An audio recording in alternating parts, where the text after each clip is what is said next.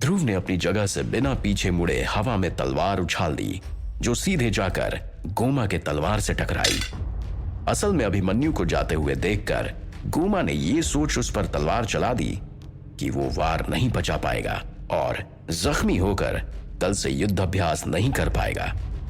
गोमा अभिमन्यु से बहुत ईर्ष्या करता था। उसकी नजर में अभिमन्यु एक सैनिक बनने के योग्य भी नहीं था, इसलिए मौका मिलते ही वो उसे नीचा दिखाने के प्रयास में लग जाता था।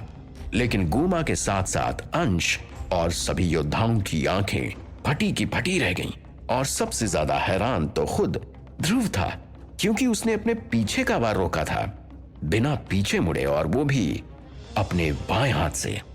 उस पल ध्रुव को यह एहसास हुआ कि उसके अंदर अभिमन्यु के पिता का कुछ तो अंश जरूर है, तभी वो इस वार से खुद को बचा पाया। अभिमन्यु की यादों से ध्रुव को उसी वक्त पता चला कि अभिमन्यु अपने दाहिने हाथ के साथ साथ बाएं हाथ का भी इस्तेमाल करता था। यह जानकर ध्रुव और परेशान हो गया, क्योंकि अब उसे भी अभिमन्यु की तरह बाएं हाथ से काम करने की थोड़ी बहुत आदत डालनी पड़ेगी।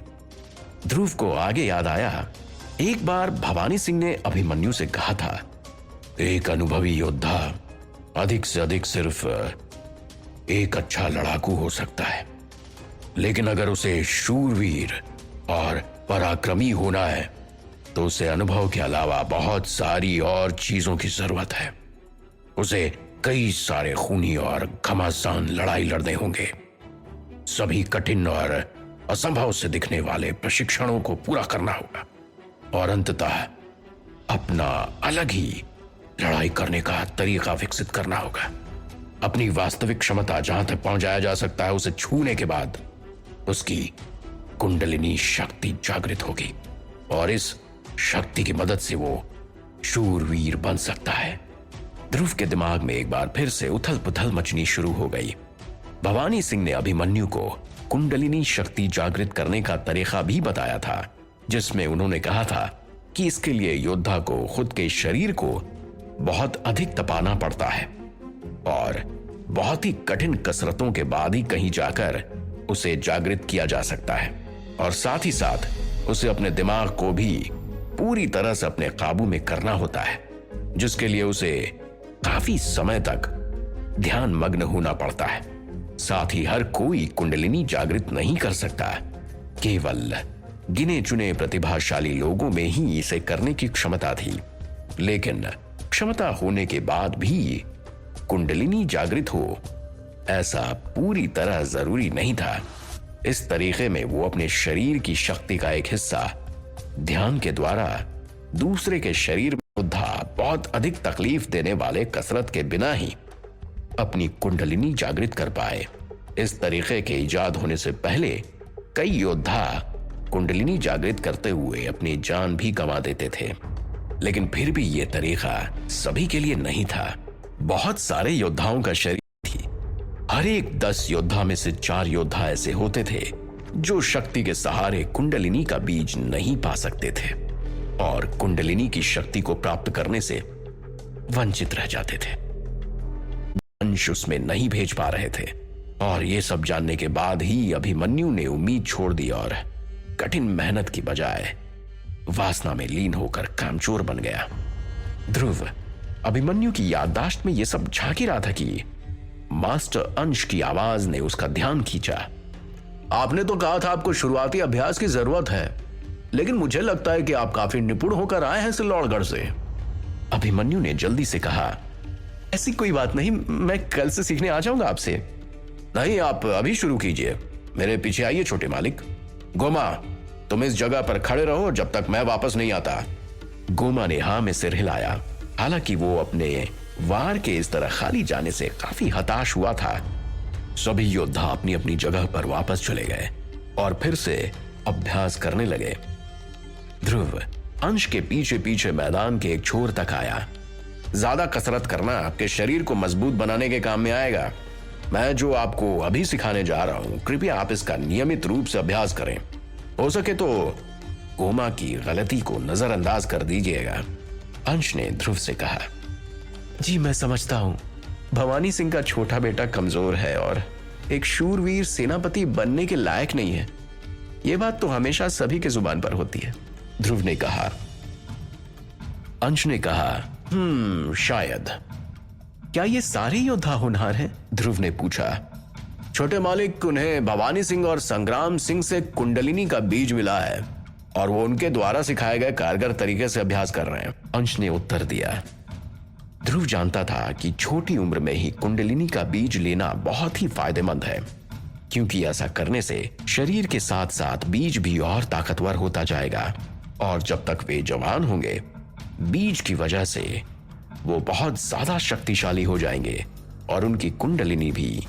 ध्रुव इस चीज को समझ गया था, पर वो कुछ कर नहीं सकता था क्योंकि अभिमन्यु का शरीर बीज लेने में सक्षम नहीं था। वो निराश सा हो गया, पर तभी उसको अपने चिप की याद आई और उसकी निराशा थोड़ी कम हुई। अगर उसका रास्ता कांटों से ही भरा है तो भी वो उन पर चलेगा, क्योंकि यही उसकी नियति है। अंश ध्रुव को मैदान के कोने में ले गया। वहां पर लकड़ी के कई सारे तलवार रखे हुए थे। अंश ने एक तलवार उठाई और ध्रुव की तरफ फेंक दिया।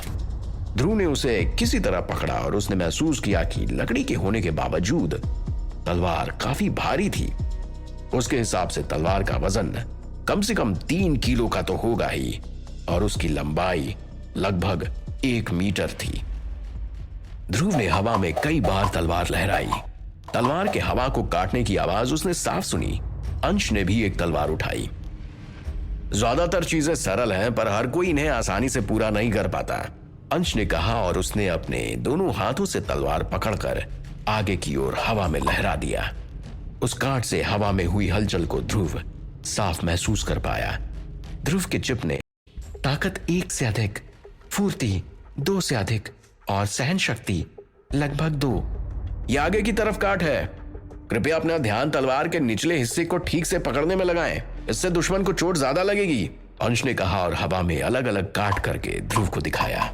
आगे की तरफ काट, ऊपर की काट, समांतर काट, सीधा चुभोना और नीचे की तरफ काट। तलवार चलाने के 5 बुनियादी और साधारण तरीके थे। अंश ने ध्रुव को ये सारे काट एक एक कर तलवार हवा में लहराते हुए करके दिखाए। ध्रुव ने अंश को और हवा में उसके तलवार के चलाने के तरीके को बहुत गौर से देखा और सारी चीजों को चिप में रिकॉर्ड कर लिया। आपको लगता होगा कि यह सब करना बहुत सरल है, पर इनको बखूबी करना और उन पर पारंगत हासिल करना उतना ही कठिन है। अगर आप इन्हें ठीक से नहीं करते तो दुश्मन की जगह आप खुद को घायल कर सकते हैं, तो कृपया आप इसका ज्यादा से ज्यादा अभ्यास करें, अंश ने गंभीर स्वर में कहा। ध्रुव ने सिर हिलाकर हामी भरी। रिकॉर्डिंग समाप्त, जीरो ने सूचना दी। कृपया डेटा सेट को नाम दें। बुनियादी तलवार कौशल, ध्रुव ने उसे नाम दिया। वैसे तो सेनापति संग्राम सिंह आज आपको सिखाने वाले थे, पर वो किसी दूसरे काम से महाराज के साथ गए हुए हैं और आपको सिखाने का पूरा दायित्व मेरे कंधों पर है, तो आप कृपया इसका अभ्यास करें। मुझे प्रशिक्षण मैदान पर वापस जाना है। अगर आपको किसी भी चीज की जरूरत हो तो मुझे आवाज दे दीजिएगा, अंश ये कहते हुए चला गया।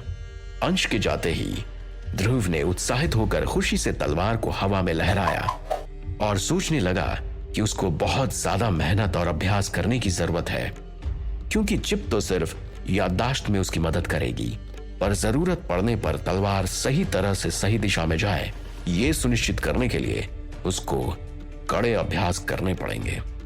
ध्रुव चिप के काम से खुश था। ये डेटा के साथ उसकी कार्रवाई की तुलना कर सकता है और सुनिश्चित कर सकता है कि वो सब ठीक से हो रहा था। उसने अपने दिमाग में झांक कर दोबारा थोड़ा सुधार करने की कोशिश की और वो उस दिन तब तक आगे की काट का ही प्रयास करता रहा जब तक वो लगभग 95% सही रिजल्ट तक नहीं पहुंच गया। शरीर की स्थिति की जांच करते हुए आपने अभी जो क्रिया की है वो मांसपेशियों के नंबर 5, नंबर 3 और नंबर 11 को मजबूत बना रही है। अपनी ताकत को 1 से बढ़ाने के लिए आपको यही 10,526 बार दोहराना होगा, चिप ने बताया। जब अभिमन्यु ने अभ्यास खत्म कर लिया और वापस महल की ओर जाने लगा तो रास्ते में उसे गोमा दिखाई दिया। गोमा उसकी तरफ बहुत हिकारत से देख रहा था, लेकिन अभिमन्यु गोमा की तरफ देखकर मुस्कुराया। क्योंकि ध्रुव को लगा कि अगर उसे एक सफल युवराज बनना है तो उसे हर एक के दिल को जीतना होगा और इसकी शुरुआत वो गोमा से करना चाहता था। ध्रुव हर रोज अंश द्वारा सिखाई गई और उसकी चिप में सुरक्षित डेटा के हिसाब से गहन अभ्यास करने लगा और धीरे धीरे वो सारे कौशल उसके लिए सहज हो गए। अब उसकी तलवार के हवा में चलने की और हवा को काटने की लगभग वैसी ही आवाज आ रही थी जैसा अंश के तलवार से आती थी। इसका मतलब वो सही राह पर है। ध्रुव अभ्यास का पूरा मजा ले रहा था और दिन ब दिन अपने कला कौशल में हुई वृद्धि की वजह से वो बहुत ज्यादा उत्साहित भी था। अब उसे यह सब ठीक से करने के लिए चिप की मदद की जरूरत भी नहीं पड़ रही थी। ध्रुव अकेला ही अभ्यास करता था। ध्रुव ने घंटे की आवाज सुनी और उसके तुरंत बाद ही अंश ने उच्च आवाज में कहा, सभी चलो, आज का समय खत्म, सब आराम करो। ध्रुव ने ट्रेनिंग बंद कर दी और उसने देखा कि मैदान के बीचों बीच अंश घंटे को बजा रहा है। कुछ योद्धाओं ने अंश को घेर लिया।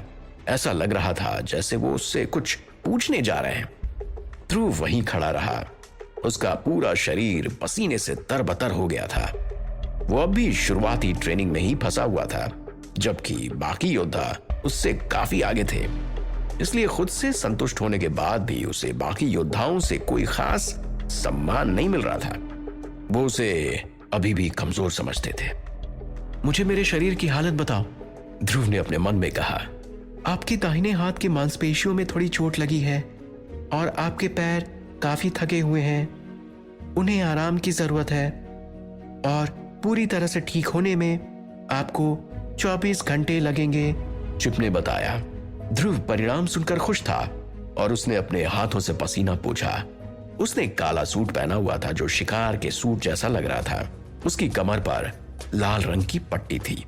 मैं कुंडलिनी के बिना भी एक मजबूत योद्धा बन जाऊंगा, ध्रुव ने सोचा और उसे थोड़ा गर्व महसूस हुआ। वो कोने में अकेला खड़ा था। किसी ने उससे बात करने की कोशिश नहीं की। ध्रुव ने चारों तरफ देखा। सारे योद्धा उसे नजरअंदाज कर रहे थे क्योंकि वो उसे कमजोर समझते थे, पर इसके लिए वो कुछ कर नहीं सकते थे क्योंकि ध्रुव राजा का बेटा था। ध्रुव को इससे कोई फर्क नहीं पड़ता था। उन्हें उन योद्धाओं में कोई दिलचस्पी नहीं थी। उसकी ये लड़ाई खुद के साथ थी। उसने अपनी तलवार जगह पर रखी और थोड़ी देर सुस्ता लेने के बाद वो महल में अपने कमरे की ओर चल दिया। युवराज अभिमन्यु, ध्रुव ने पीछे से आती एक मीठी आवाज सुनी। ध्रुव ने पीछे मुड़कर देखा तो उसने मान्या को अपने पीछे खड़ा पाया। मान्या के चेहरे पर मुस्कान थी और उसने सफेद कलर का स्कर्ट पहना हुआ था जो उसके घुटने तक आता था।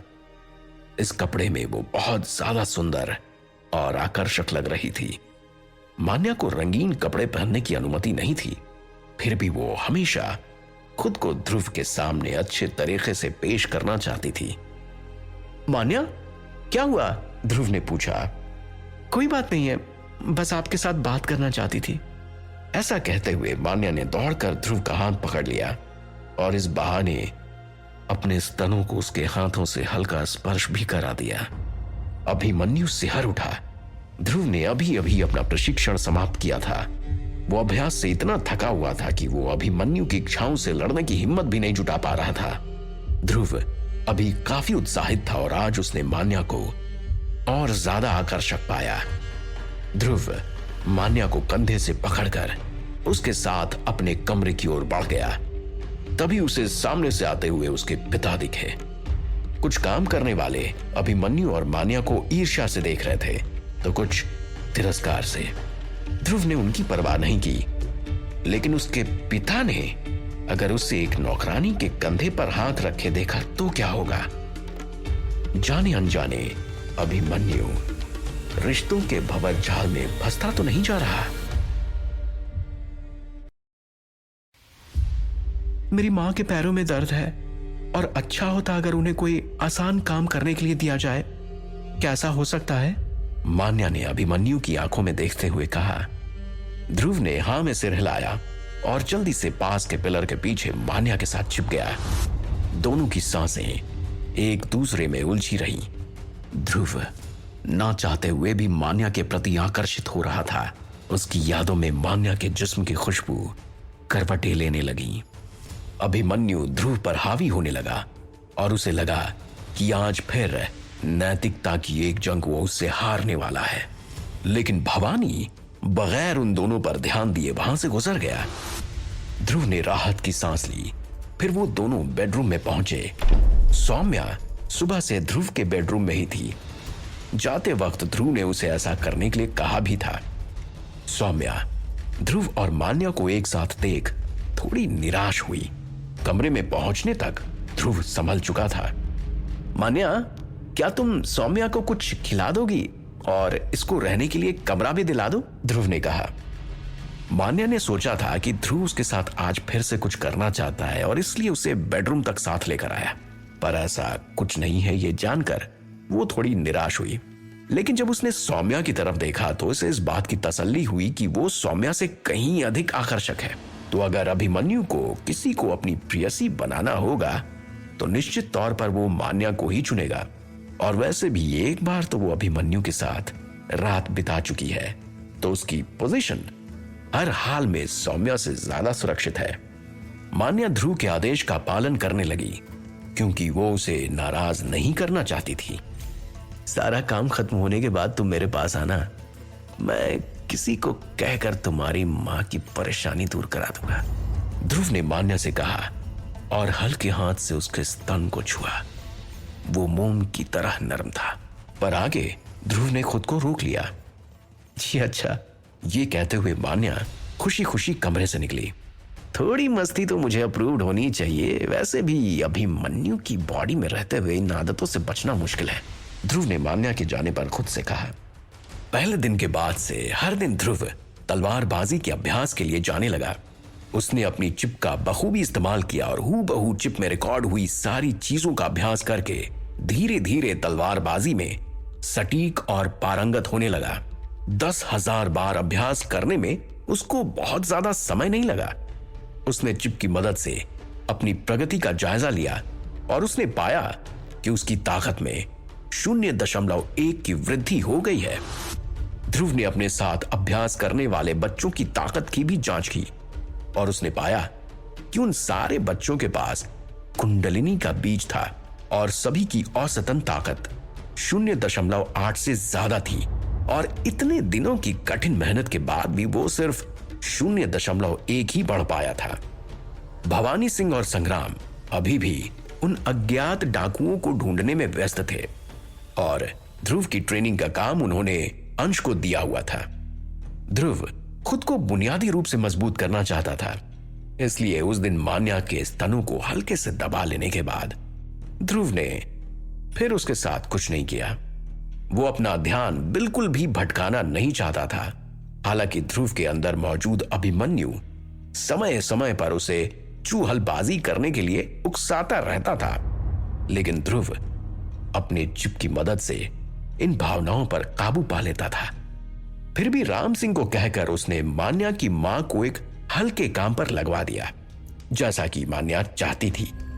और जब मान्या अभिमन्यु को धन्यवाद देने आई तो उसने एक बार फिर से उसके करीब आने की कोशिश की, लेकिन अभिमन्यु के बेलगाम भावनाओं पर लगाम कसने की कला अब ध्रुव ने सीख ली थी।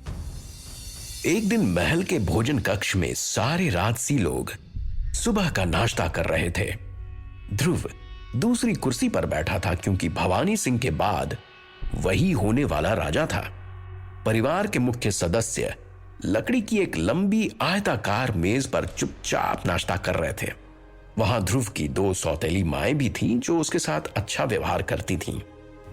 उनके अलावा मेज पर दूसरे छोटे बच्चे भी थे जो ध्रुव के सौतेले और चचेरे भाई बहन थे और सब चुपचाप नाश्ता कर रहे थे। चांदी के बर्तनों की खनक के अलावा पूरा कमरा शांत था। ध्रुव ने वहां बूढ़े राम सिंह को देखा जो सारे स्टाफ के मालिक थे और एक कुशल योद्धा भी थे। भवानी सिंह ने राम सिंह को खासकर ध्रुव का ख्याल रखने का आदेश दिया था ताकि वो सुरक्षित रहे और कोई भी उसके खिलाफ षड्यंत्र ना रच सके। ध्रुव ने अंडे खाने के बाद सूप पीना शुरू किया। आज सूप में क्या है? इसमें से अलग ही खुशबू आ रही है, ध्रुव ने पूछा क्योंकि उसे सूप का स्वाद कुछ अलग लगा। महाराज ने एक दिन पहले ही लाल रंग के एक आंख वाले कुछ सांपों को पकड़ा और रसोइये ने उसका मशरूम का सूप बना दिया। राम सिंह ने विनम्रता से उत्तर दिया, इसका स्वाद अजीब है, लेकिन मुझे यह पसंद है। एक आंख वाला लाल सांप, वाह, क्या यह हमारे महल के आसपास के जंगल में है? ध्रुव ने पूछा। हाँ, जंगल ऐसे सांपों से भरा पड़ा है, पर ये बहुत अधिक जहरीले होते हैं और एक बार अगर काट ले तो मरना तय है। जंगल में शिकार करने वाले सारे शिकारी इस सांप से डरते हैं, परंतु महाराज भवानी सिंह जैसे शूरवीर के लिए इसको पकड़ना कोई बड़ी बात नहीं। राम सिंह ने उत्तर दिया। समझा। ध्रुव ने कटोरा पकड़ा और फिर से एक घूंट लिया। उसका मुंह सूप से भर गया था और वो उसके स्वाद को काफी पसंद कर रहा था। सूप मलाईदार और गाढ़ा था। मैं नाश्ते के बाद थोड़ी देर के लिए बाहर जाना चाहता हूं, ध्रुव ने खाते हुए कहा। अभी बाहर जाना सुरक्षित और ठीक नहीं है, बेहतर होगा कि आप महल में ही रहें, राम सिंह ने कहा। उसे ध्रुव की बाहर जाने की बात सही नहीं लगी। ठीक है, मैं बहुत दूर नहीं जाऊंगा, मैं सिर्फ घुड़सवारों के मैदान की जांच करना चाहता हूं। अगर आपको लगता है कि बाहर खतरा है और आप इसके लिए चिंतित हैं, तो आप कुछ सैनिकों को मेरे साथ मेरी सुरक्षा के लिए भेज सकते हैं, ध्रुव ने कहा। नाश्ता करने के बाद ध्रुव अपने कमरे में गया और तैयार होकर बाहर आया।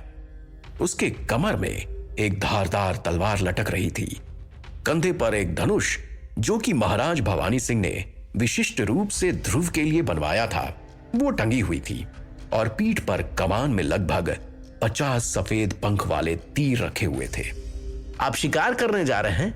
दो सैनिकों में से एक सैनिक, जो कि राम सिंह ने ध्रुव की रक्षा के लिए भेजे थे, उसने पूछा। नहीं, बस अपने कौशल का अभ्यास करने के लिए कुछ छोटे जानवरों को खोजने की कोशिश कर रहा हूं, ध्रुव ने जवाब दिया। अपनी आंखों के सामने नीले रंग का डेटा देखते हुए ध्रुव ने कहा। विशेष जरूरी खाद्य पदार्थ का पता चला।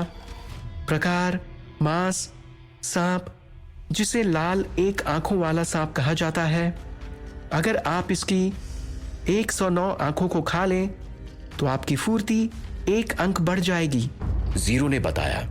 यही वजह थी कि उसने राम सिंह से बाहर जंगल में जाने देने की जिद की थी।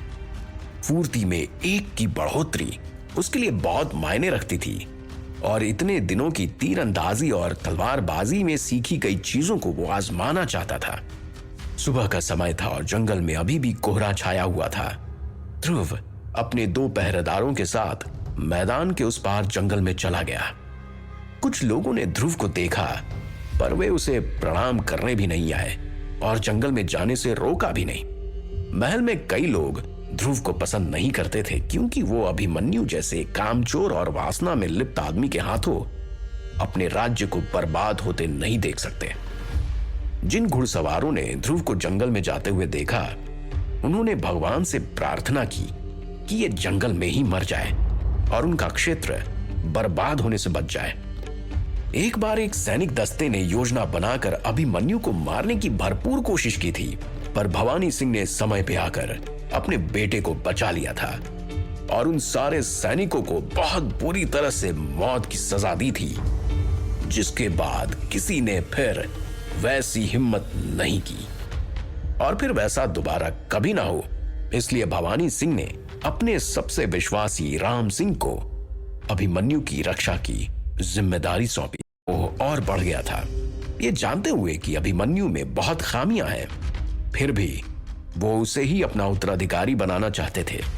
हालांकि इस बात के लिए ध्रुव अभिमन्यु को बहुत नापसंद करता था।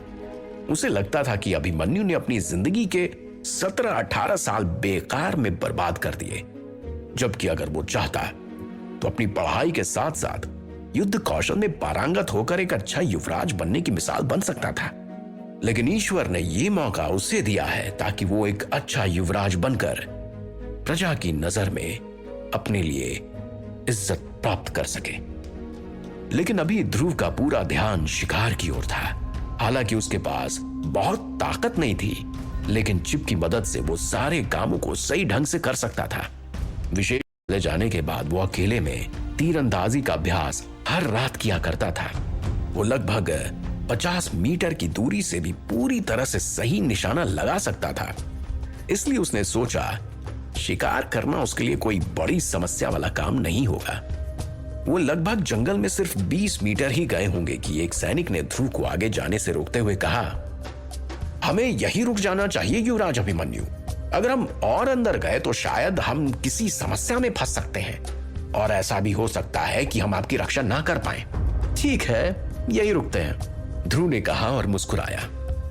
उसने अपना धनुष बाहर निकाला और एक सफेद पंख वाले तीर को निकालकर धनुष पर साधा और दोनों रक्षकों से उसने कहा, एक तरफ खड़े हो जाओ तुम दोनों, मैं कुछ शिकार खोजने की कोशिश कर रहा हूं। ध्रुव ने आदेश दिया। दोनों पहरेदारों ने एक दूसरे को देखा और उन्होंने बैठने का फैसला किया। वो अभिमन्यु के शिकार में अवरोध नहीं बनना चाहते थे और वैसे भी इस वक्त वो जंगल में काफी अंदर नहीं आए थे, तो घबराने वाली कोई बात नहीं थी। यहां सिर्फ 2 ही जीव हैं, एक खरगोश और दूसरा एक आंखों वाला लाल सांप। हमें सिर्फ एक बात का ख्याल रखना है कि कोई सांप हमारे या फिर युवराज के नजदीक ना आए, एक सैनिक ने दूसरे से फुसफुसाते हुए कहा। दूसरे सैनिक ने हाँ में सिर हिलाया। ध्रुव घास पर खड़ा हो गया और सावधानी से आसपास देखने लगा। मेरे पिताजी भवानी सिंह ने एक बार काले कलर के अत्यंत ताकतवर पहाड़ी भालू का शिकार किया था। हालांकि वे घायल जरूर हो गए थे, पर उस भालू की चमड़ी जो महल में रखी हुई है वो उनके शौर्य और ताकत का प्रतीक है। और अब मैं भी ऐसा ही कुछ करना चाहता हूं, ध्रुव ने मंद आवाज में कहा। काला पहाड़ी भालू इस जंगल का सबसे शक्तिशाली जानवर है, क्योंकि हम उसके क्षेत्र से लगभग 2 घंटे की दूरी पर हैं। उसे देखने के लिए हमें वो दूर दिख रही छोटी पहाड़ी को पार करना होगा, एक सैनिक ने कहा, जो कि ध्रुव की बात में से सिर्फ पहाड़ी भालू ही सुन पाया था और उसे बिल्कुल भी नहीं पता था कि ध्रुव क्या करना चाहता है। मुझे पूरा विश्वास है कि मुझे कुछ अच्छा मिलेगा, ध्रुव ने खुद से कहा। वो जल्दी से पीछे मुड़ा और बोलने के ठीक बाद उसने तीर चला दिया। तीर हवा में बहुत तेज गति से बहती हुई गई और लगभग 10 मीटर की दूरी पर एक पेड़ में जा लगी। एक भूरे रंग का छोटा सांप पेड़ पर टिका हुआ था, जो कुछ ही सेकंड में मर गया। ध्रुव पेड़ की तरफ दौड़ा। दोनों सैनिकों को अभिमन्यु से कुछ खास उम्मीद नहीं थी, इसलिए वो बैठे रहे। ये एक आंख वाला सांप है, लाल वाला, ध्रुव ने चिप की सहायता से सांप की जांच करते हुए कहा। सैनिकों को उनकी आंखों पर यकीन नहीं हो रहा था। उन्हें भरोसा ही नहीं था कि उसका निशाना लगेगा। पेड़ पर का वो सांप लगभग 1 उंगली इतना चौड़ा और लगभग 1 बित्ते इतना लंबा था और उसकी आंखें खून की तरह लाल थी। यही से इसके नाम की उत्पत्ति हुई। ध्रुव ने अपनी तलवार निकाली और उसके मूठे से उसके सिर पर मारा। उसके बाद वो सांप दोबारा नहीं हिला। मैंने सुना है कि इसकी आंख मेरी सेहत के लिए अच्छी है, मैं इसे खाने जा रहा हूं, ध्रुव ने हल्के स्वर में कहा। दोनों पहरेदारों को समझ नहीं आ रहा था कि उन्हें अपने युवराज को रोकना चाहिए या नहीं। अभिमन्यु ने अपने बेल्ट में से एक शिकारी चाकू निकाला और उसकी मदद से थोड़ी देर में खूनी रंग वाली आंख बाहर निकाल ली। फिर सीधा उसे अपने मुंह में डाल लिया। किसी तरह आंख बंद करके उसने उसे साबुत निगल लिया। हालांकि जहर सांप के दांत में होता है, उसकी आंखों में नहीं, तो दोनों सैनिकों ने भी ध्रुव को रोकने की जरूरत नहीं समझी और वो उसे निराश भी नहीं करना चाहते थे। तभी अचानक सामने झाड़ी में एक हलचल हुई और एक बड़ा सा सांप अभिमन्यु की ओर बढ़ने लगा। दोनों सैनिक अभिमन्यु से काफी दूर खड़े थे और जब तक वो कुछ कर पाते, सांप उसके बहुत नजदीक पहुंच चुका था। दोनों सैनिक एक सुर में चिल्लाए, युवराज अभिमन्यु! क्या ध्रुव किसी तरह इस सांप से बच पाएगा या उसका राम सिंह के मना करने के बावजूद जंगल में इस तरह आकर अति आत्मविश्वास दिखाना उसकी आखिरी गलती साबित होगी।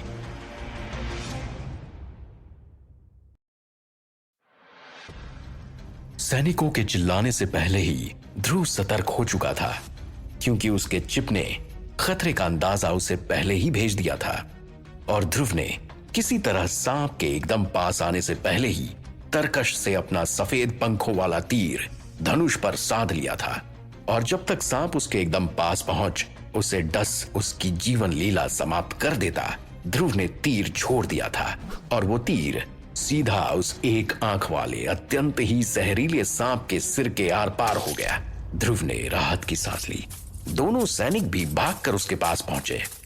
युवराज अभिमन्यु, शानदार निशाना। एक पहरेदार ने भागते हुए आकर कहा। हमारी तो किसी अनहोनी की आशंका से जान ही निकल गई थी। अगर आपको कुछ हो जाता तो हम महाराज को क्या मुंह दिखाते। हमें माफ कर दीजिए, हमें और ज्यादा सचेत रहना चाहिए था। ध्रुव ने उन्हें आश्वासन देते हुए कहा कि इसमें उनकी कोई गलती नहीं है और वो बुरा महसूस ना करें। धन्यवाद युवराज, दोनों सैनिकों ने एक साथ कहा।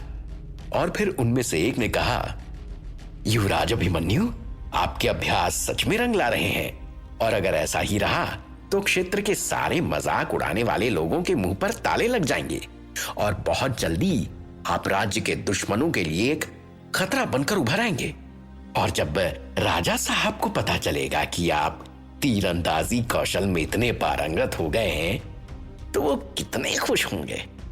अभिमन्यु ने अपनी प्रशंसा सुनी लेकिन उसने कुछ नहीं कहा, वो बस मुस्कुराया। आज ध्रुव ने पहली बार किसी की नजर में अभिमन्यु के लिए इज्जत देखी।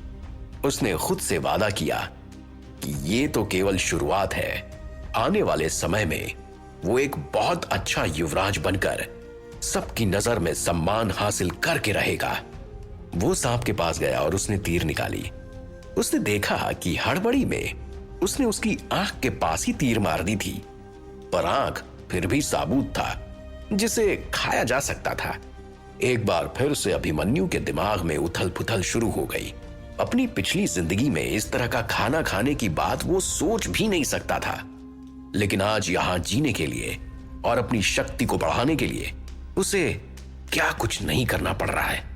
हालांकि चिप के सहारे उसका लक्ष्य भेदन बहुत आसान और सटीक हो गया था, पर फिर भी एक अच्छे स्तर का तीरंदाज होने के लिए उसको काफी और चीजों पर महारत हासिल करने की जरूरत थी, जिसके लिए और कड़े अभ्यास करने की जरूरत थी। चलो आगे चलते हैं, अभिमन्यु ने कहा। तीनों ने जंगल में लक्ष्य की तलाश शुरू कर दी। अभिमन्यु के सही निशाना लगाने की दर 60% थी। इतने सारे पेड़ों वाले जंगल में 60% हिट दर औसत प्रदर्शन की तरह थी। अभिमन्यु के पास कुंडलिनी की शक्ति नहीं थी और उसे अपने धनुष को पूरी क्षमता पर चलाने के लिए अभी भी बहुत अधिक अभ्यास और प्रयास की जरूरत थी। वो किसी शूरवीर के लिए किसी तरह का कोई खतरा नहीं था। वो चिप के सहारे भी सिर्फ एक आम तीरंदाज था। आधे घंटे बाद दोनों सैनिकों के बैग उन जानवरों से भरे हुए थे जिनका शिकार अभी अभी ध्रुव ने किया था। उसके अंदर गिलहरी, खरगोश और एक आंख वाले सांप थे। बैग इतना भारी हो गया था कि वो दोनों बड़ी मुश्किल से उसे उठा पा रहे थे। इन सबको संभालकर महल में वापस ले जाओ, तब तक मैं यहां आराम करता हूं, उसने एक और सांप जिसको उसने अभी अभी मारा था सैनिकों की तरफ फेंकते हुए कहा।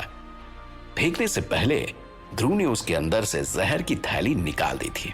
पहरेदारों ने मरे हुए सांप को पकड़ लिया और उन्होंने एक दूसरे को एक सेकंड के लिए देखा। ये उसे महल में वापस ले जाएगा और मैं यहां आपके साथ रहूंगा, हम आपको अकेला नहीं छोड़ सकते, उनमें से एक ने कहा। यह भी ठीक है, अभिमन्यु ने सिर हिलाया। वो बहुत थक गया था, इसलिए वो एक पेड़ के पास बैठ गया। उसने लगभग 40 सांपों की आंखें खाली थीं।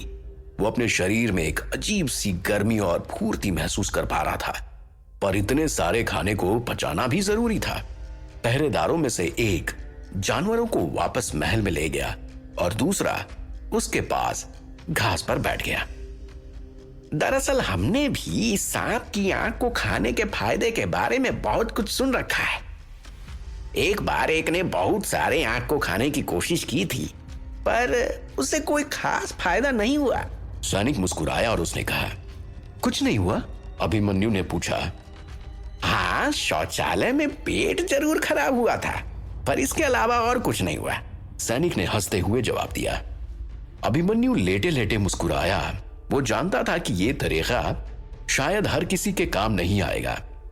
जीरो की रिपोर्ट में कहा गया है कि यह तरीका कुछ खास लोगों के लिए ही कारगर है। एक आंख वाले सांप के लाल रंग वाले आंख में एक विशिष्ट तरह का रसायन होता है जो अभिमन्यु की फुर्ती बढ़ाने में मदद करेगा।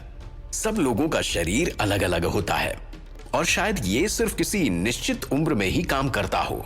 जीरो की रिपोर्ट गलत नहीं हो सकती, ध्रुव ने सोचा। जो मिला उससे ध्रुव बहुत खुश था। कई सारे निशाने तो उसने जानबूझकर छोड़ दिए और उन्हें चूकने दिया, क्योंकि वो सैनिकों को और आश्चर्यचकित नहीं करना चाहता था। वो बिल्कुल नहीं चाहता था कि किसी को भी उस पर शक हो कि अभिमन्यु के शरीर में वो कोई और है। पर सच तो ये था कि चिप की मदद से बहुत आसानी से वो सारे निशाने एकदम सटीक लगा सकता था। आज के लिए बहुत हुआ, चलो वापस चलते हैं, अभिमन्यु ने कुछ देर आराम करने के बाद कहा। जैसी इच्छा, सैनिक ने कहा। वे जिस रास्ते से आए थे उसी रास्ते से वापस महल में चले आए। लौटते समय सैनिक बहुत उत्साहित थे। उन्होंने पहली बार अपने युवराज का ये बहादुर रूप देखा था। अगले 15 दिनों तक ध्रुव हर रोज जंगल में शिकार करने जाता और अब तो महल के लोगों ने उसकी अद्भुत तीरंदाजी कला की प्रशंसा भी करनी शुरू कर दी थी। ध्रुव द्वारा हर रोज बहुत सारे जानवरों का शिकार करके महल में लाने की बात पर अब उन्हें कोई आश्चर्य नहीं होता था। जंगल में कड़ी दोपहर के वक्त भी पत्तों और टहनियों से बच बचाकर थोड़ी बहुत सूरज की किरणें ही नीचे आ पा रही थीं। ध्रुव ने सफेद पंख वाले तीर को बस इसी तरह चला दिया। एक और आंख वाले सांप का शिकार हो चुका था और वो पेड़ की शाखा पर बेजान लटक रहा था। सावधानी भरे कदमों के साथ बढ़ता हुआ अभिमन्यु हरे रंग के शिकार सूट में था और उसके हाथ में एक काला छोटा धनुष था। वो झाड़ियों के बीच में से निकला और उसके पीछे भूरे रंग के कवच पहने हुए 2 सैनिक थे। और एक, सैनिकों में से एक ने कहा और वो मुस्कुराया। अभिमन्यु ने सिर हिलाया और पेड़ की शाखा की ओर चल दिया। उसने बाण निकाला और सांप को पकड़ लिया। उसने अपने शिकार चाकू से सांप की आंख को जल्दी से बाहर निकाल लिया और उसने उसे निगलने में कोई देरी नहीं लगाई। वो अपने शरीर से आने वाली गर्मी को महसूस कर सकता था और ये सब उसे अच्छा लग रहा था। क्या आज के लिए इतना ही काफी नहीं है? एक सैनिक ने पूछा। अभिमन्यु ने अपनी आंखें बंद कर ली और वो मुस्कुराया। मैं आज कुछ और ढूंढने जा रहा हूं। आप दोनों वापस जा सकते हैं। ये सब मरे हुए शिकार महल में रख दीजिएगा।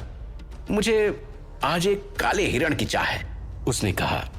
दोनों पहरेदारों को पता था कि जंगल के इतने कम अंदर उनके युवराज को किसी जानवर से कोई खतरा नहीं है और उनकी क्षमता उन जानवरों से निपटने के लिए काफी है। उन्होंने आश्वस्त होकर बैग उठाया और धीरे धीरे महल की ओर वापस चल दिए। मेरे शरीर की स्थिति की जांच करो, दोनों सैनिकों के जाने के बाद अभिमन्यु ने मन में कहा। अभिमन्यु सिंह, ताकत 0.8, चपलता 2.4, सहन शक्ति 1.6, जीरो ने सूचना दी। अभिमन्यु परिणाम सुनकर खुश और संतुष्ट हुआ। वो अब तक 100 से अधिक लाल आंखें खा चुका था और ऐसा लग रहा था कि वो लाल आंखों से होने वाले सारे फायदे पूरी तरह से ले चुका था और अब इससे ज्यादा लाल आंखों का खाना कोई और ज्यादा फायदा नहीं पहुंचाने वाला था। हालांकि ऐसा करके उसने अपनी फुर्ती बहुत ही ज्यादा बढ़ा ली थी और वो अपने उत्थान से काफी संतुष्ट था और कठिन अभ्यास के कारण उसकी सहन शक्ति में भी इजाफा हुआ था। कुंडलिनी शक्ति की मदद के बिना भी अभिमन्यु ने बहुत कुछ हासिल किया था। हालांकि अगर उसके पास कुंडलिनी शक्ति होती तो और ज्यादा गति से अपनी ताकत में बढ़ोतरी कर पाता। वो शक्ति शायद उसकी शक्ति को 2 गुना से 3 गुना बढ़ा सकती थी, पर दुर्भाग्यवश उसके लिए वो ज्यादा कुछ नहीं कर सकता था। लेकिन अभिमन्यु ने सोचा। वो मुस्कुराया और उसने अपनी तलवार आगे की ओर चलाते हुए पेड़ की एक डाल पर वार किया और वो डाल देखते ही देखते टुकड़ों में जमीन पर पड़ी थी। ध्रुव के तलवार चलाने की रफ्तार अंश से भी थोड़ी अधिक थी। अभिमन्यु ने टूटी हुई शाखा को देखा। उस पर एक मक्खी थी। वो वास्तव में मक्खी के पंखों को निशाना बना रहा था और उसके पंख बिल्कुल सही कटे हुए थे। मक्खी अभी भी डाली पर चल रही थी। अब मैं कमजोर गधा कामचोर लड़कीबाज नहीं हूं। अभिमन्यु ने अपनी तलवार रखी और वो हंस पड़ा। आज ध्रुव को यह एहसास हुआ कि हालात कितने भी बुरे क्यों ना हो, अगर उससे निपटने का हौसला हो तो इंसान बुरी से बुरी स्थिति में भी अपना रास्ता ढूंढ ही लेता है। महल के अंदर सभागृह में भवानी सिंह गुस्से और निराशा से कुर्सी पर बैठा हुआ था। उसके बगल में संग्राम सिंह, राम सिंह और कुछ अन्य सेना नायक बैठे हुए थे और सबके चेहरों पर गंभीरता और चिंता साफ दिख रही थी। मरकटक का भेजा हुआ हत्यारा, इसके पीछे कौन हो सकता है? जो भी है, उसने मरकटक को बहुत पैसा दिया होगा ऐसा करने के लिए। राम सिंह ने कहा, मरकटक एक बहुत बड़ा आतंकी संगठन है और वो पूरे देश में फैला है और उसके सभी सदस्य बहुत ही शक्तिशाली हैं। ये पैसों के लिए हत्याएं करते हैं। इस बार हम पर बहुत बड़ा संकट आया है। राम सिंह ने बहुत चिंतित स्वर में कहा, उनकी भेजी हुई चिट्ठी में यह लिखा है कि अब मैं और मेरा पुत्र अपनी उल्टी गिनती गिनना शुरू कर दें, क्योंकि वो हमें मारने आ रहे हैं। उन्होंने हमें मारने की तारीख भी लिख भेजी है। क्या वो मुझे बताएंगे कि मैं कब मरने वाला हूं? भवानी सिंह ने गंभीर स्वर में कहा, हालांकि एक बात मेरी समझ में नहीं आ रही है। किसी को मारने के लिए कम से कम मरकटक को 1 करोड़ से ज्यादा रुपए दिए जाते हैं और उतनी तो मेरे क्षेत्र की सालाना आय भी नहीं है।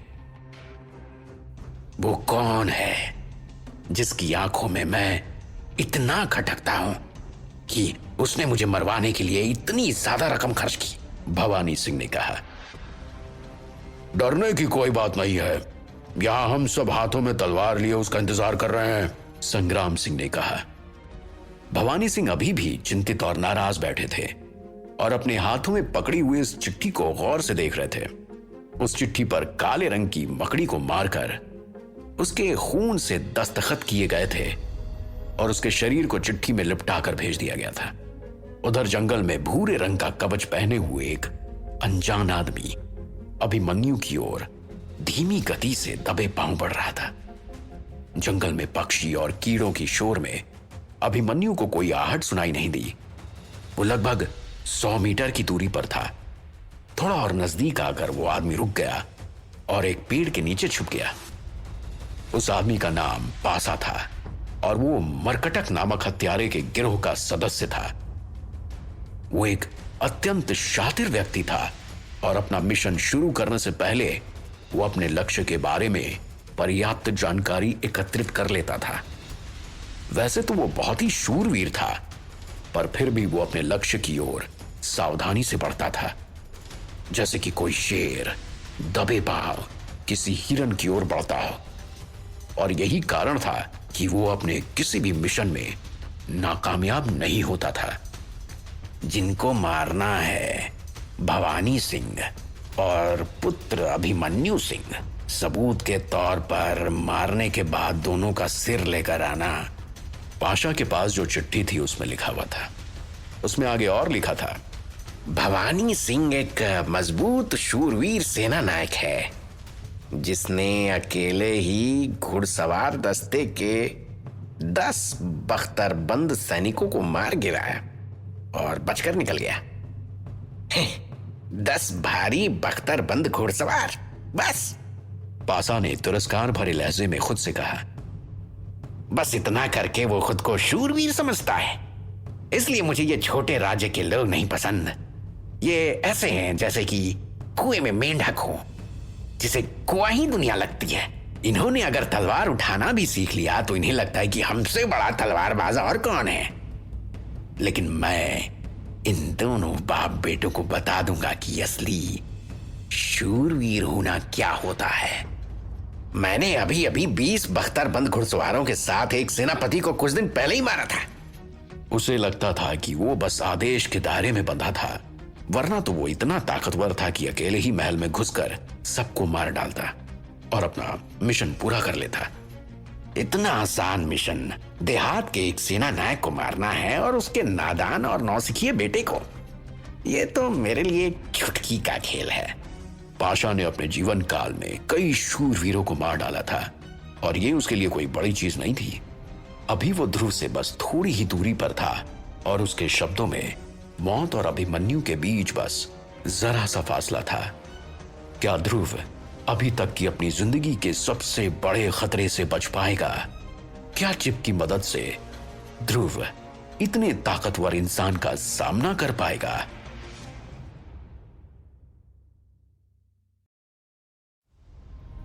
अभिमन्यु अपना धनुष पकड़े हुए घने जंगल की ओर चल दिया। लगभग 15 दिनों तक शिकार करने के बाद वो इस जंगल से भली भांति परिचित हो चुका था। 2 दिन पहले ही शिकार करते वक्त वो जंगल में थोड़ा दूर निकल गया था, जहां उसका सामना एक बड़े सफेद सूअर से हुआ। पर उसने आराम से देखते ही देखते उसका काम तमाम कर दिया। शिकार का पता चला, सावधानी से आगे बढ़े। अभिमन्यु की आंखों के सामने नीले रंग की जानकारी आ गई। कुछ नया दिखाई दिया? अभिमन्यु उत्साहित था और वो सफेद पंख वाले तीर को धनुष पर रखकर उसे जीरो द्वारा दिखाई गई दिशा और जगह की ओर एक आंख बंद करके साधने लगा। उसने धनुष की डोर को तीर के साथ पूरा बल लगाकर पीछे की ओर खींचा और फिर अपनी उंगलियों की पकड़ छोड़ दी। तीर बिजली की रफ्तार से हवा को चीरती हुई किसी चीज से टकराई। टंग! अभिमन्यु के मन में अचानक एक बहुत ही विचित्र सा भाव कौंध गया। अपने आसपास उसे खतरे का आभास हुआ और मन में वो थोड़ा डर महसूस करने लगा, जैसे उसके अवचेतन मन ने उसको किसी अनहोनी का संकेत दिया हो ताकि वो सचेत हो जाए। जीरो ने अचानक उसके दिमाग में कुछ सूचना भेजी और वो अपनी पूरी ताकत से अपनी बाईं तरफ कूदकर एक पेड़ के पीछे छुप गया। बूम! अपने पीछे उसने एक जोर के धमाके की आवाज सुनी। भारी भरकम पेड़ किसी चीज की टक्कर से कांप उठे और उसके पत्ते तो ऐसे गिर रहे थे जैसे कि बारिश हो रही हो। क्या? अरे! दूसरी तरफ से एक गहरी आवाज आई और ऐसा लगा वो आदमी हैरान था कि अभिमन्यु बच कैसे गया।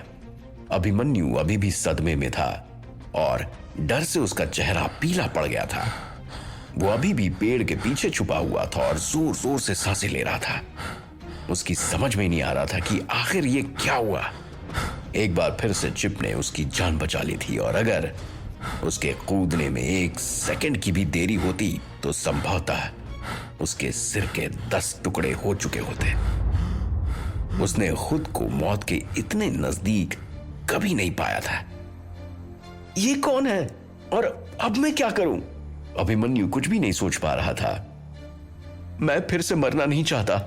ऐसा बिल्कुल नहीं हो सकता कि मैं बिना कुछ किए ऐसे ही मर जाऊं, अभिमन्यु ने सोचा। इस दुनिया में पुनर्जीवित होने से पहले ध्रुव बस एक साधारण सा युवक था और बिना जान के खतरे के शांतिपूर्ण वातावरण में रहता था, जहां जीने के लिए इतनी जद्दोजहद नहीं करनी पड़ती थी। शिकार करना और युद्ध लड़ने जैसी चीजों का नाम सुनकर ही उसके शरीर में सिहरन पैदा हो जाती थी और आज वो ऐसे हालात में फंसा हुआ था जिसकी कल्पना भी शायद उसने अपने पूर्व जन्म में कभी नहीं की थी। मुझे पूरी जान लगाकर वापस महल की ओर दौड़ना चाहिए। वहां पहुंचकर मैं सुरक्षित हो जाऊंगा, ध्रुव ने थोड़ा सा होश में आते हुए खुद से कहा। महल तक सुरक्षित पहुंचने की चाह में उसने पूरी जोर लगाकर महल की ओर दौड़ लगा दी।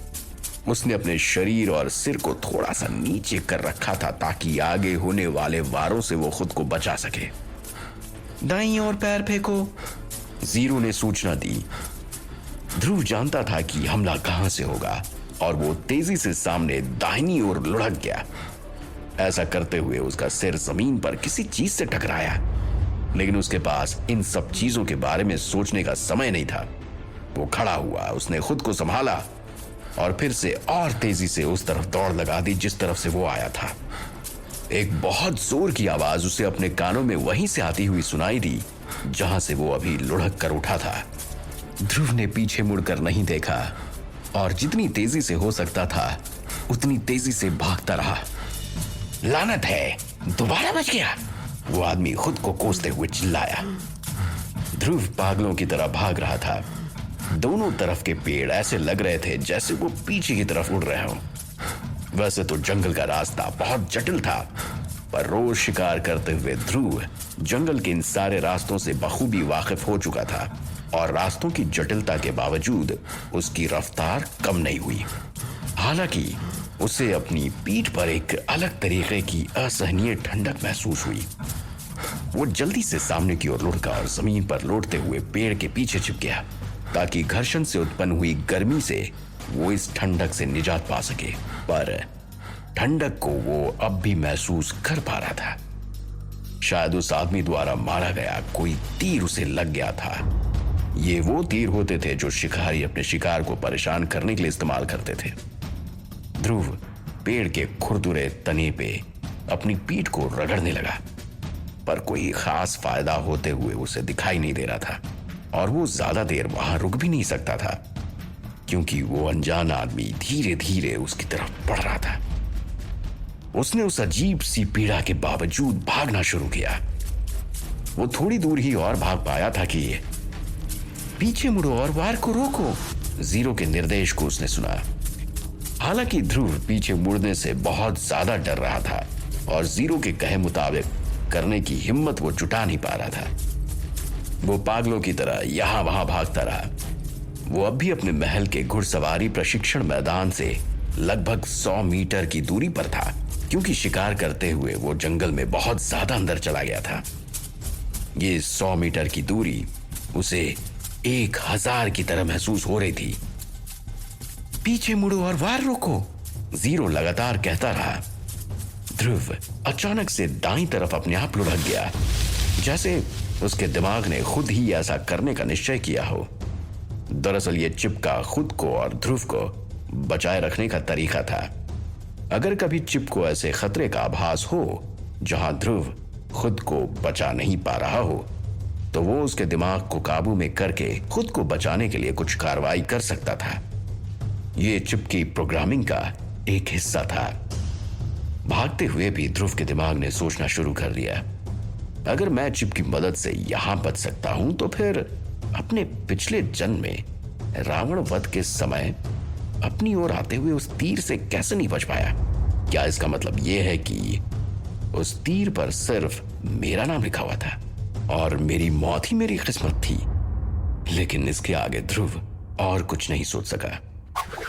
उसे पीछे से लोहे के चाबुक की हवा में लहराने की आवाज सुनाई दी। पीछे पलटकर उसने देखा कि उस चाबुक की मोटाई लगभग एक आदमी के हाथ की गोलाई इतनी थी। सही वक्त पर ध्रुव के कूद जाने के कारण वो सीधा सामने एक पेड़ के चारों तरफ घूम गया और उस आदमी के उस चाबुक को वापस अपनी ओर खींचने पर ध्रुव ने देखा कि उस पेड़ के तने की खाल उधड़ गई और वो पेड़ का तना आधा पतला हो गया। वो सोचता ही रह गया कि क्या होता अगर इस पेड़ की जगह वो रहा होता। भागो, कहां तक भाग सकते हो? मैं भी देखता हूं तुम कब तक मेरे वारों से बचते हो। पीछे से उस आदमी की आवाज आई। ध्रुव फिर से दौड़ना शुरू करना चाहता था, लेकिन उसने अचानक दाईं ओर कूदने का फैसला किया। चाबुक फिर से उसके बगल में से छूते हुए गुजर गई। बकवास, आज क्या हो रहा है? उस आदमी ने गुस्से में खुद से कहा। मैं अब और नहीं दौड़ सकता। ध्रुव निराश और हताश महसूस कर रहा था। इन सब के अलावा पीठ में हो रही ठंड के कारण वो हिल भी नहीं पा रहा था और स्पष्ट रूप से सोचने में भी उसे समस्या हो रही थी। ध्रुव की बचने की आस टूटने लगी। उसे लगा कि इस तरह भागने का कोई फायदा नहीं होने वाला है। बेहतर है पिछले जन्म की तरह इस जन्म में भी मौत को चुपचाप स्वीकार कर लूं। लेकिन अगले ही पल उसके चिप ने उसे कमांड दिया, स्टे अलाइव। और ध्रुव जैसे सोते से जाग गया। उसने खुद से जोर से कहा, मैं इस तरह नहीं मरूंगा, मैं अपनी आखिरी सांस तक लड़ूंगा। ऐसा कहकर वो धीरे से खड़ा हुआ और मुड़ा। काले रंग का कपड़ा पहने हुए एक आदमी झाड़ियों में छुपा हुआ था और उसने काले रंग का नकाब भी पहना हुआ था और वो लगभग अधेड़ उम्र का लग रहा था। उसने हाथों में दस्ताने पहने हुए थे और नकाब में से उसकी आंख और भौं को ध्रुव देख पा रहा था। तेरी मौत नजदीक है बच्चे। उस आदमी ने ऐसा कहकर फिर से चाबुक को हवा में लहराया और उसको ध्रुव की तरफ फेंका। उसकी ध्रुव की तरफ आने की गति बहुत तेज थी। ध्रुव इस हमले के लिए तैयार नहीं था। नकाबपोश के इस अचानक हुए हमले को ध्रुव कैसे बचाएगा वो ये समझ नहीं पा रहा था। तभी उसके दिमाग में चिप ने फिर से उसे कमांड दिया। ध्रुव अपनी जगह पर खड़ा था और वो सोच रहा था कि कितना दर्दनाक होगा इस चाबुक का वार। पिछले वार में पेड़ की हुई हालत उसके जहन में कौंध गई। मैं मरना नहीं चाहता, उसने खुद से कहा और बार बार दोहराने लगा। चाबुक उसके बहुत नजदीक आ चुका था। अपने शरीर को नीचे करो और अपनी तलवार निकालो और उसे अपने सिर के बीचों बीच तानो, जीरो ने फिर से सूचना दी। ध्रुव की जिंदा रहने की प्रबल इच्छा ने उसे जीरो के हिसाब से काम करने पर मजबूर कर दिया। उसने जल्दी से तलवार खींची और उसने आने वाली चाबुक को रोकने की कोशिश की। डोंग! चाबुक का जोर इतना ज्यादा था कि ध्रुव के हाथ से तलवार छूटकर नीचे गिर गई और थोड़ी सी चोट उसके मुंह पर लग गई और मुंह से खून बहने लगा। ध्रुव ने किसी तरह तलवार उठाई और वापस खड़ा हुआ। अपने सामने खड़े दुश्मन को उसने गौर से देखा और ऐसा संकेत दिया कि वो पूरी तरह से लड़ने के लिए तैयार है। तुम्हारा आज का दिन और नसीब बहुत अच्छा है बच्चे, पर दूसरी बार ऐसा नहीं होगा। उस काले कपड़े वाले आदमी ने ऐसा कहते हुए हवा में हाथ लहराकर अलविदा का संकेत दिया और दूसरी तरफ जंगल में भाग गया। ध्रुव तब तक नहीं हिला जब तक वो आदमी आंखों से पूरी तरह ओझल नहीं हो गया। वो जानता था कि अगर वो आदमी नहीं जाता तो उसकी मौत तय थी और उसकी लाश को अभी तक कीड़े खाना शुरू भी कर चुके होते। चिप की मदद से भी वो चाबुक के वार को पूरी तरह से, यदि उसने चिप की रिपोर्ट का पालन नहीं किया होता तो पीछा शुरू मिला। उठाने पर उसमें काले रंग की स्याही से कुछ लिखावट थी और बीच में खूनी लाल मकड़ी का चिन्ह बना हुआ था। ध्रुव ने उसे अपने पास रख लिया और महल की ओर चल दिया। उसकी हालत बहुत खराब थी। वहां दूसरी तरफ पाशा बहुत दर्द और गुस्से में था। लड़ाई शुरू होने से पहले ही उसका हाथ चोटिल हो गया था। दरअसल शुरुआत में ध्रुव के द्वारा छोड़ा गया तीर उसके हाथों में आकर लग गया था। घात लगाकर बैठते वक्त ऐसा हुआ क्योंकि उसे किसी तीर या किसी तरह के आघात की कोई उम्मीद या आहट बिल्कुल नहीं थी। हालांकि समय रहते उसने उस तीर को रोक लिया था जो सीधे उसके चेहरे पे लग जाती अगर वो अपना हाथ बीच में ना लाता। उसका हाथ गंभीर रूप से जख्मी हो गया था। किसी कारण से वो बहुत कमजोर और बीमार महसूस कर रहा था। लानत है, पासा ने खुद के माथे को छुआ और देखा कि उसे बुखार है। बाण में वास्तव में जहर था। वो छोटा चूहा वो तीर को जहर में डुबा कर लाया था। एक बार मेरे हाथ आ जाए मैं उसे जिंदा नहीं छोड़ूंगा। वो कोसता रहा और फिर उसने एक पीले रंग का छोटा कागज का थैला निकाला और उसके अंदर रखे हुए सफेद चूर्ण को खा लिया। यहां लगभग मेरी जान चली ही गई थी। भगवान का शुक्र है तीर पे लगा हुआ जहर लाल रंग के एक आंख वाले सांप का था और मैंने इसके लिए तैयारी कर रखी थी। पासा ने सोचा, लेकिन वो अभी भी बहुत बीमार था।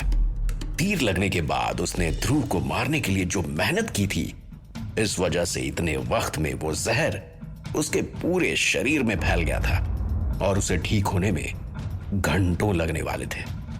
इतने घंटों तक सुरक्षित सोने के लिए वो पेड़ पर चढ़ गया और उसकी एक बाईं शाखा पर उसने पैर रखा, पर वो शाखा उसका वजन झेल नहीं पाई और वो नीचे गिर गया और उसका सिर एक नुकीले पत्थर पर जा लगा। उसके माथे से खून बहने लगा। अरे आज हो क्या रहा है? पासा गुस्से से तिलमिला उठा और कोसते हुए उसने कहा। यहां दूसरी तरफ ध्रुव महल में पहुंचा और सीधा सबकी नजर बचाकर बाथरूम में घुस गया। उसने दरवाजा बंद किया और सीधा नहाने के टब में खुद को डुबो कर लेट गया। टब में गर्म पानी से उसे थोड़ा आराम महसूस हुआ। यह दुनिया कितनी खतरनाक थी, इस बात का एहसास उसे आज हुआ था। ध्रुव के पास सिर्फ शुरुआती तलवार चलाने की कला और चिप का साथ था।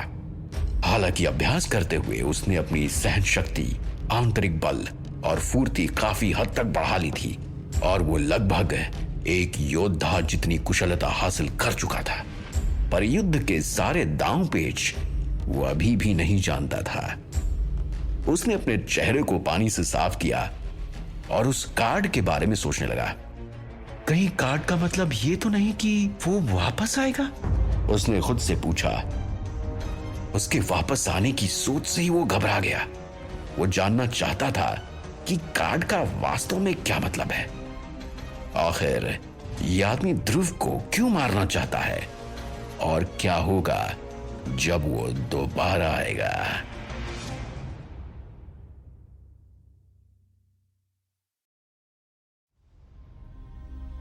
थोड़ी देर गर्म पानी में खुद को डुबोए रखने के बाद अभिमन्यु टब से बाहर निकला और तौलिए से उसने खुद को पूछा। तन और मन दोनों ही तरह से अब वो बेहतर महसूस कर रहा था और उसे इस बात पर गर्व भी था कि इतने खतरनाक दुश्मन के चंगुल से वो साफ बच आया था।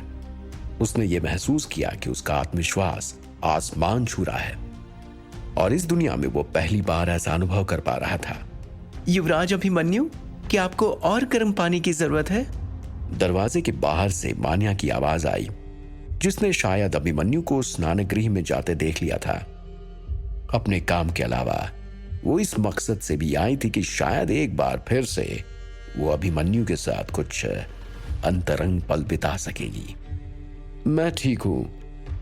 अभिमन्यु ने अपने बाल पोंछे और हाथों से उन्हें संवारते हुए दरवाजा खोला और वो सीधा क्वार्टर से बाहर निकल गया। अपने विचारों में मग्न ध्रुव ने मान्या की तरफ ध्यान भी नहीं दिया। मान्या उससे बात करने के लिए ललायत ही खड़ी रह गई। रात्रि का समय था। अभिमन्यु महल के बाहर शुद्ध और गहरी सांस लेने आया।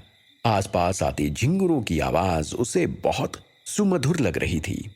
रात के संधेरे में चारों तरफ उड़ती जुगनुओं की टिमटिमाहट उसे मोहित कर रही थी और थोड़ी देर के लिए मानो वो भूल ही गया था कि किस तरह आज मौत के साथ हुई लुका छिपी में वो बाल बाल बचा था। आज उसे अपने कैमरे की बहुत याद आई और उसने सोचा कि काश मेरे चिप की तरह मेरा कैमरा भी मेरे साथ इस जन्म में चला आता तो कम से कम इस तनावपूर्ण माहौल में मैं कुछ क्रिएटिव वर्क करके अपना मन तो हल्का कर लेता। अभिमन्यु ने देखा प्रशिक्षण के मैदान में अभी भी योद्धा अभ्यास कर रहे थे। अभिमन्यु चलते हुए मैदान तक गया और मैदान का एक पूरा चक्कर लगा के वो महल में वापस आ गया। अब वो तरोताजा महसूस कर रहा था। मैदान में अभ्यास कर रहे लगभग सभी योद्धाओं ने हमेशा की तरह उसे एक बार हीन भाव से देखा और वापस अपने अभ्यास में लगे रहे। अभिमन्यु टहलते हुए महल की लाइब्रेरी में गया।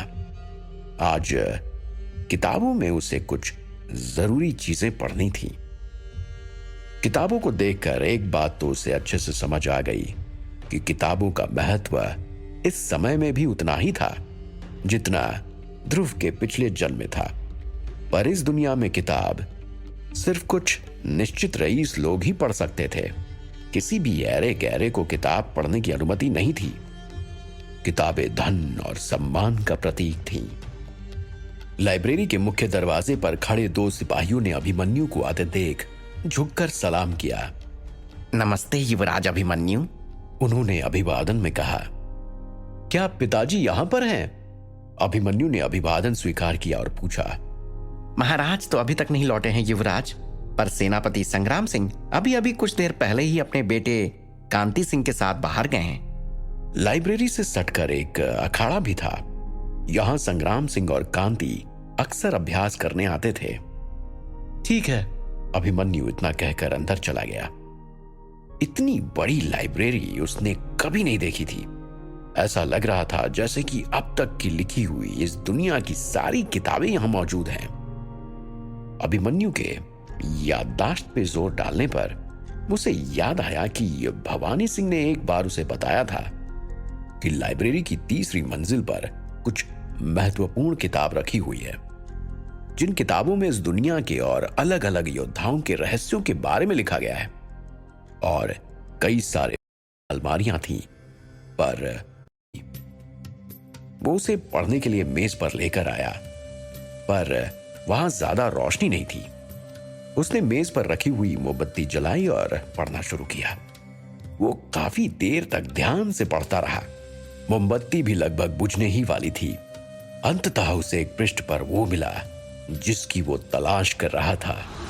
ये हूबहू वही चित्र था जो जंगल में मिले हुए उस कार्ड पर बना हुआ था। उसने अपनी कमीज की जेब से वो कार्ड निकाला और दोनों को एक दूसरे के बगल में रखकर जांच करने लगा और इस बात के लिए आश्वस्त हो गया कि ये दोनों बिल्कुल एक जैसे हैं। उस चित्र के नीचे लिखे हुए शब्दों को अभिमन्यु ध्यान से पढ़ने लगा। मरकटक प्रतीक चिन्ह, कई देशों में फैला हुआ एक आतंकवादी गिरोह जो पैसे लेकर हत्याएं करता है। हत्या के पहले वो ऐसे चिन्ह वाला कार्ड छोड़ जाते हैं। उस चित्र के नीचे बस इतना ही लिखा हुआ था, पर अभिमन्यु के लिए इतनी जानकारी काफी थी कि जो अनजान आदमी अनायास ही उसकी जान के पीछे पड़ा था, उसे दरअसल ऐसा करने के पैसे मिले थे। वो इस संगठन का भेजा हुआ हत्यारा था और वो फिर आएगा, अभिमन्यु ने कहा और वो फिर से चिंता में डूब गया। पर डर किसी भी तरह मेरी सहायता नहीं करेगी, मुझे अपने प्राणों के लिए लड़ना ही होगा। ऐसा कहकर उस बाहर मैं लड़ते हुए मरूंगा, उसने खुद से आगे कहा। जीरो, क्या तुम्हें उस आदमी की जानकारी मिली जिसने मुझ पर हमला किया? उसने मन ही मन जीरो से पूछा। एकत्रित की हुई जानकारी इस तरह से है। नाम अज्ञात, ताकत 4, फुर्ती 1.5, सहन शक्ति 5, हथियार श्रेणी चाबुक, तलवार और चाकू। जीरो ने सूचना दी। अरे बाप रे, इतने ताकतवर आदमी के हाथों में बचा कैसे? अभिमन्यु ने आश्चर्य करते हुए सोचा। उसने उस जीवनी में लिखे हुए सारे शब्दों को वापस पढ़कर सभी जानकारियों को जीरो के अंदर संग्रहित कर लिया ताकि आगे कई और सारे महत्वपूर्ण और रोचक जानकारियां जो अभिमन्यु के काम आ सकती थी ध्यान अपनी तरफ खींचा। किताब में लिखा हुआ था कि इस फूल की पंखुड़ियों को खाने से शरीर की ताकत में असाधारण रूप से बढ़ोतरी होती है। अभिमन्यु ने फूल की तस्वीर को अपनी चिप में स्टोर किया और साथ ही उसने 2 और किताबें पढ़ी। पढ़ते हुए उसे नींद आने लग गई थी और अब उसने आराम करने का निश्चय किया। पूरे दिन की जद्दोजहद से वो बहुत थक गया था। उसने किताबों को अपनी जगह पर रखा और जाते हुए मोमबत्ती बुझाने ही वाला था कि उसे किसी के आने की आहट सुनाई दी। दरवाजा खुलने की आवाज के साथ भवानी सिंह अंदर आए। उन्हें इस बात की बिल्कुल उम्मीद नहीं थी कि इस वक्त पे लाइब्रेरी में कोई होगा, पर बाहर खड़े रक्षकों ने उन्हें बता दिया था कि छोटे मालिक काफी देर हुए अंदर गए हैं। अभिमन्यु, अभी तक पढ़ रहे हो बेटा? भवानी सिंह ने पूछा। हाँ पिताजी, अभिमन्यु ने झुककर प्रणाम किया और मंद स्वर में बोला। पर अब मैं वापस जा रहा हूं, उसने आगे कहा। ठीक है। भवानी सिंह भी बात करने की हालत में नहीं था और उसे देखकर साफ लग रहा था कि वो बहुत थका हुआ है। अभिमन्यु की भी समझ में नहीं आ रहा था कि इस हालत में इस समय वो अपने पिता से क्या बात करे, और उसने चुपचाप अपने पिता को अकेले छोड़ देने का निश्चय किया। जरा रुकना। इससे पहले कि अभिमन्यु सीढ़ियों से नीचे उतरे, भवानी सिंह ने कहा, मेरी अनुपस्थिति में मुझे तुम्हारी बहुत चिंता लगी रहती है, इसलिए मैंने तुम्हें तुम्हारी मौसी के घर भेजने का निर्णय लिया है, जो कि नवीनगढ़ में है। मैं आगे कुछ दिन भी बहुत व्यस्त रहने वाला हूं, तुम वहां सुरक्षित और सुकून से रहोगे। अभिमन्यु पीछे मुड़ा और सोचने लगा कि ये सचमुच उस हत्यारे से बचने का बहुत अच्छा तरीका है। ये कैसी खुशबू है? भवानी सिंह ने अभिमन्यु के पास आकर उसे सूंघते हुए पूछा। क्या ये किसी लड़की की इत्र की सुगंध है? अभिमन्यु बेटे, तुम्हें लड़कियों के साथ रहना कम कर देना चाहिए, ये तुम्हारी सेहत के लिए अच्छा नहीं है, भवानी सिंह ने खुद ही निर्णय करते हुए कहा। इससे पहले कि अभिमन्यु कुछ जवाब दे पाता, भवानी सिंह ने उसे रोका और कहा, खैर छोड़ो, जाओ, थोड़ा आराम कर लो।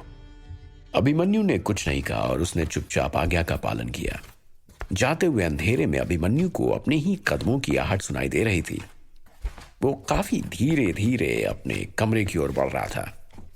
असल में वो इस सोच में डूबा हुआ था कि आखिर ये खुशबू किस चीज की है। उसने चिप की मदद लेनी चाहिए। मेरे शरीर की स्थिति की जांच करो, अभिमन्यु ने कहा। अभिमन्यु सिंह, शरीर की स्थिति, शक्ति 0.8, फुर्ती 2.4, सहन शक्ति 1.6, स्थिति स्वस्थ, लेकिन शरीर पर एक विशेष सुगंध प्राप्त हुआ। जीरो ने सूचना दी। विशेष सुगंध? अभिमन्यु हैरान था। ये मेरे शरीर पर कब लगी और ये कहां से आई है? उसने पूछा। जंगल से निकलते वक्त ये लगा था और ये आपके दाहिने पैर पर लगा हुआ है। जीरो ने रिपोर्ट किया और उसने अभिमन्यु को उसके शरीर का ग्राफ दिखाया। उसको अपने दाहिने पैर के आसपास कुछ नीले घेरे दिखाई दिए। अभिमन्यु ने अनुमान लगाया कि ये जरूर उस काले नकाब वाले आदमी की हरकत है और इसका इस्तेमाल शायद ट्रैकिंग के लिए किया गया है ताकि वो मुझ तक पहुंच सके। इतना सोचते ही वो फिर से बाथरूम में भागा और नौकरानी से एक बाल्टी पानी लाने को कहा। उसने अपना दाहिना पैर बाल्टी में पूरी तरह डुबोकर उसे जोरों से रगड़ना शुरू किया। काफी समय तक ऐसा लगातार करने के बाद वो बाथरूम से बाहर आया। क्या ये अभी भी मेरे पैरों पर है? अभिमन्यु ने चिप से पूछा। सुगंध में लेश मात्र भी कमी नहीं, चिप ने उत्तर दिया। मैं जानता था कि ये इतना आसान नहीं होगा, उसने सोचा। वो मुझ तक पहुंचकर मुझे मारे बिना चुप नहीं बैठेगा। चलो देखते हैं कि अगली बार कौन जीवित बचता है, अभिमन्यु गंभीर स्वर में। अगले दिन सुबह अभिमन्यु सूर्योदय से पहले उठ गया। उसने अपना शिकार करने वाला पोशाक पहना और सीधे प्रशिक्षण मैदान पर पहुंच गया। कुछ लोग वहां पहले से ट्रेनिंग कर रहे थे। लोहे से लोहे पर किए गए वार से उत्पन्न हुई आवाज ने अभिमन्यु का ध्यान अपनी तरफ खींचा। अभिमन्यु ने देखा कि मैदान के बगल में एक अधनंगा बूढ़ा, जिसने कमीज नहीं पहनी है, लोहे के बड़े काले हथौड़े से जंजीर पर वार कर रहा था। उसके बगल में खड़ा होकर एक बच्चा उसकी बातें सुन रहा था। अभिमन्यु को देखते ही बूढ़े ने अपना हथौड़ा नीचे रखा और वो मुस्कुराते हुए आतुरता से अभिमन्यु की तरफ आता दिखाई दिया। मैं आपकी क्या मदद कर सकता हूं युवराज अभिमन्यु? बूढ़े ने अपनी गहरी आवाज में पूछा। अभिमन्यु ने उसकी दुकान के चारों तरफ देखा और कहा, मुझे सर से पांव तक ढक सकने वाला एक कवच चाहिए। सर से पांव तक ढकने वाला कवच? बूढ़ा थोड़ा सोचते हुए बोला, मेरे पास वो है तो सही, पर वे आपके माप के नहीं है। मेरे माप के नहीं है? अभिमन्यु ने थोड़े निराश लहजे में पूछा। सबसे हल्के कवच का वजन 25 किलो से अधिक है, बूढ़े ने कहा। अभिमन्यु को अब बूढ़े की कही हुई बात समझ आई, क्योंकि 25 किलो का कवच उसकी ताकत और वजन के हिसाब से बहुत भारी होगा और ऐसा कवच पहनकर युद्ध करने से उसकी फुर्ती पर बहुत ज्यादा प्रभाव पड़ेगा और वो तेज गति से कोई भी वार नहीं कर पाएगा और ना ही किसी वार से बच पाएगा। ठीक है, कवच नहीं है तो क्या मुझे अभी कुछ बड़े लोहे के छल्ले मिल सकते हैं? अभिमन्यु ने धीरे से पूछा। जी जरूर, हमारे यहाँ पे ये भरपूर संख्या में पड़े हुए हैं। बूढ़े ने दुकान के कोने की ओर इशारा किया। आप जितना चाहें उतने ले सकते हैं, क्योंकि वे बचे हुए लोहे से बने होते हैं, बूढ़े ने कहा। अभिमन्यु ने सिर हिलाया और उसने कोने की ओर देखा। वहां बहुत सारे काले लोहे के गोले थे, सब मिलाकर लगभग 20 या 30 होंगे। उनका आकार लगभग क्रिकेट की गेंद के इतना बड़ा था और ये बहुत सारी जगहों पर काम में लाए जा सकते थे। अभिमन्यु कुछ मजदूरों की सहायता से उनमें से लगभग 10 लोहे के गोलों को महल के अपने कमरे में ले आया। उसने अपने शरीर पर से आ रही खुशबू के बारे में अपने पिता को बताने की सोची, लेकिन फिर उसने सोचा कि कब तक वो दूसरों के पीछे अपनी कमजोरियां छिपाता फिरेगा। अब समय आ चुका है कि उसे अपनी लड़ाइयां खुद लड़नी होंगी। अगर मैं इस दुनिया में अपना ख्याल खुद नहीं रख सकता तो मैं ज्यादा समय तक जीवित नहीं बचूंगा। मैं हर समय दूसरों पर निर्भर नहीं रह सकता। अपनी रक्षा अब मैं खुद करूंगा। अभिमन्यु ने शांत मन से सोचा। हालांकि उसी तरह का काला कार्ड अभिमन्यु ने भवानी सिंह के हाथों में भी देखा था और उसे समझते देर नहीं लगी कि उसके साथ साथ उसके पिता भी मरकटक के निशाने पर हैं। और साथ ही जीरो की सहायता से अभिमन्यु ये समझ चुका था कि उसके पिता उस काले कपड़े वाले हत्यारे से बहुत कम ताकतवर थे। और शायद इन्हीं आशंकाओं के मारे कल रात उसके पिता इतने चिंतित थे और वो अपनी कहानी बताकर उसे और परेशान नहीं करना चाहते थे। मरकटक के उस हत्यारे के मुकाबले अभिमन्यु ज्यादा चपल और फुर्तीला था और वो इसी का फायदा उठाना चाहता था। पिछली बार के घात के लिए वो तैयार नहीं था, पर इस बार वो योजना बना सकता था और उसे अपने भगवान पर पूरा भरोसा था, जिन्होंने उसे नई जिंदगी दी और साथ में इन सारे संकटों से लड़ने के लिए चिप का साथ भी दिया। क्या अभिमन्यु का अपने पिता को सच न बताकर अकेले ही दुश्मन का सामना करने का फैसला सही साबित होगा?